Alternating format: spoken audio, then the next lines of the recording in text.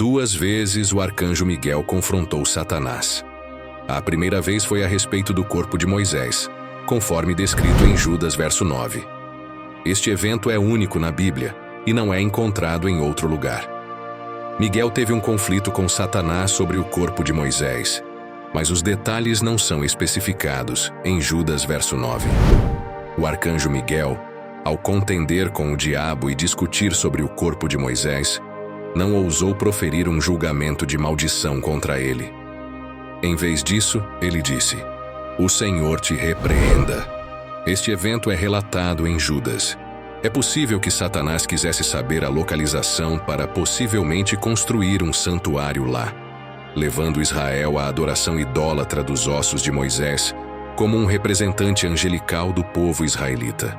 Miguel trabalhou para preservar o povo dessa idolatria, mantendo a localização em segredo. Moisés foi impedido de entrar na terra prometida devido à sua desobediência nas águas de Meribá. Ele liderou os israelitas até a fronteira de Canaã e teve um vislumbre da terra, mas não lhe foi permitido entrar. No final da vida de Moisés, Deus permitiu que ele desse uma olhada na terra pela qual havia deixado o Egito. Moisés subiu o Monte Nebo nas planícies de Moabe até o cume de Pisga, onde encerrou sua jornada. Deus o queria em casa. Moisés entregou o seu espírito. De acordo com a palavra do Senhor, Moisés foi sepultado.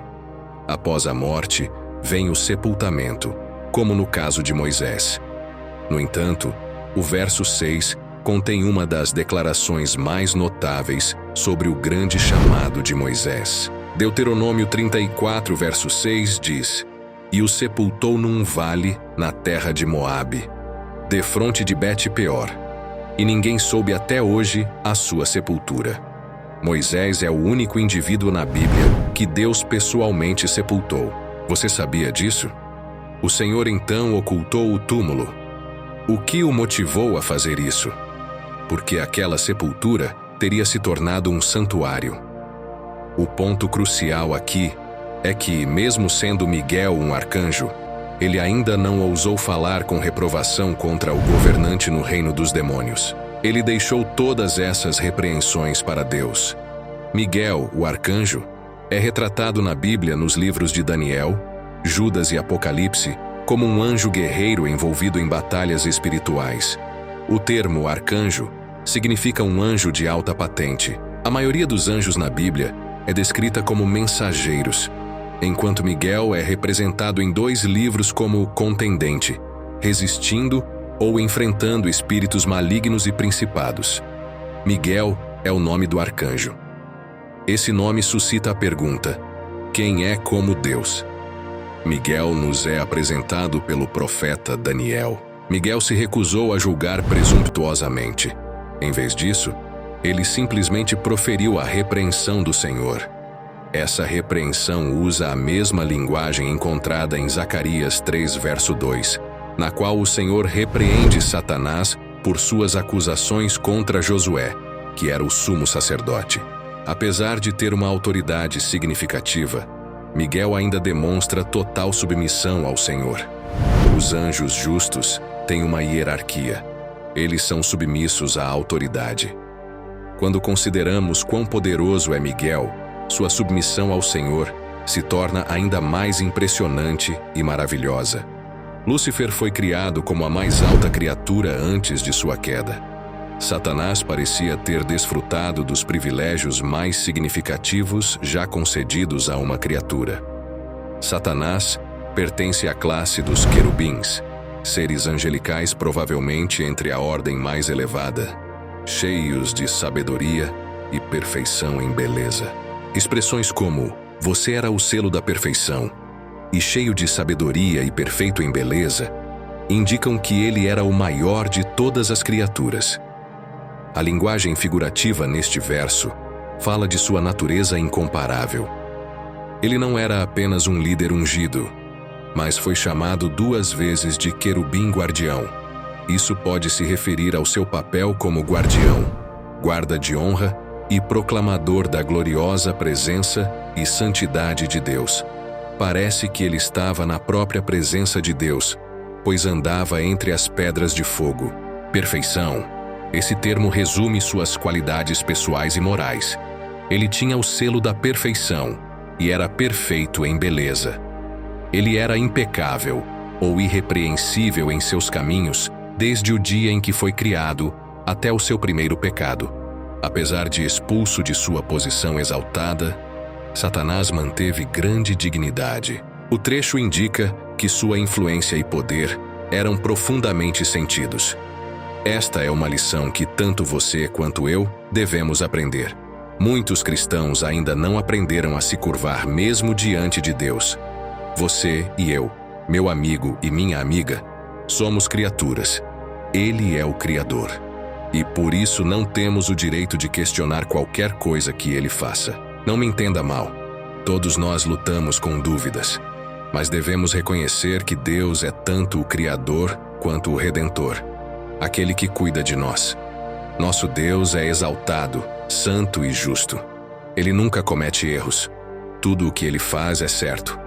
Então, você e eu podemos confiar nele. Mas fazemos isso? Reconhecemos sua autoridade? Valorizamos sua pessoa?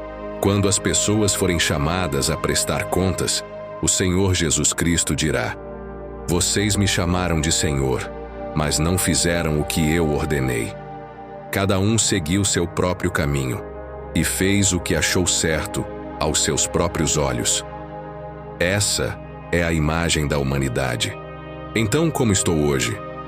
Que exemplo maravilhoso é o arcanjo Miguel para nós.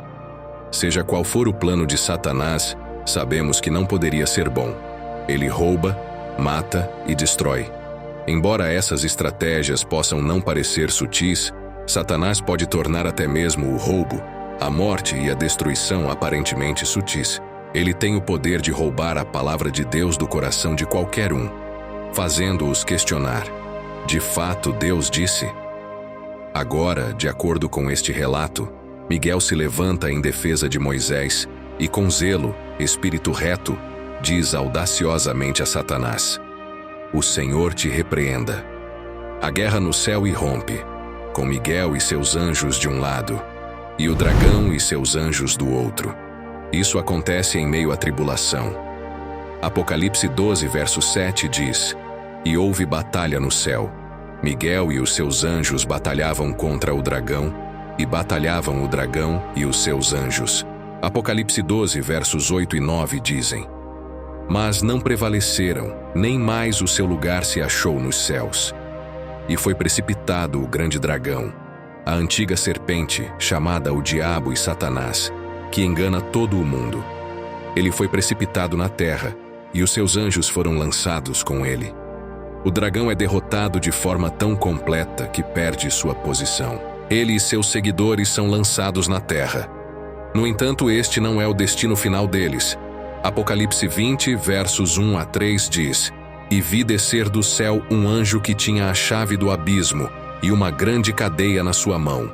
Ele prendeu o dragão, a antiga serpente, que é o Diabo e Satanás, e o amarrou por 1000 anos, e lançou-o no abismo, e ali o encerrou, e pôs selo sobre ele, para que não mais engane as nações, até que os 1000 anos se acabem. E depois importa que seja solto por um pouco de tempo." Apocalipse 20, verso 10 diz: "E o diabo que os enganava foi lançado no lago de fogo e enxofre, onde está a besta e o falso profeta, e de dia e de noite serão atormentados para todo o sempre." Note o relato de João sobre ele: o grande dragão, a antiga serpente, o diabo, Satanás, que engana a todos. Após essa batalha fracassada, Satanás é então julgado e atormentado para sempre, juntamente com a besta e o falso profeta, que foram lançados no lago de fogo no início dos 1000 anos. Apocalipse 12, verso 10 diz: "E ouvi uma grande voz no céu que dizia: Agora é chegada a salvação e a força, e o reino do nosso Deus, e o poder do seu Cristo. Porque já o acusador de nossos irmãos é derrubado, o qual diante do nosso Deus os acusava dia e noite. O acusador que continua a fazer acusações de comportamento pecaminoso contra eles diante do nosso Deus dia e noite."